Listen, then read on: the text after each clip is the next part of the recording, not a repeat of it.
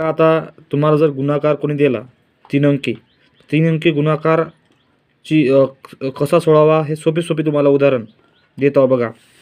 आता 3 अंकी गुणाकार आहे.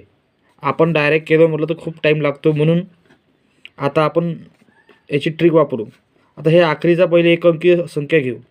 या 4नं 3ला जर गुणलं, 4ने 3ला गुणलं, 4 त्रिक 12 येईल. तो 12 ते लिहायचे.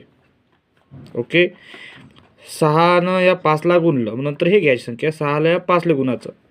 6ला या 5ला गुणलं तर मग आलं 6 पंच 30, मग ती 30 लिहायचे. लिहिलं. आता बघा मधात संख्या नाही आहे, तर मग आता याला क्रॉसमध्ये करायचा. 6 त्रिक 18, मग 18 आपण मध्ये लिहायचे नाही, 18 वरे घ्यायचे एका साईडनं.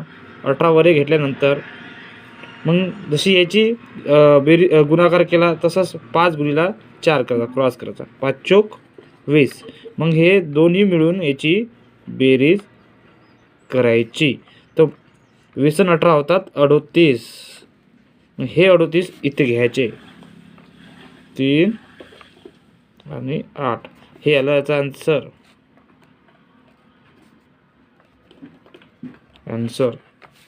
अशी ट्रिक आहे. अशी थोडा 2 सेकंदात तुमचा आन्सर होते बरोबर.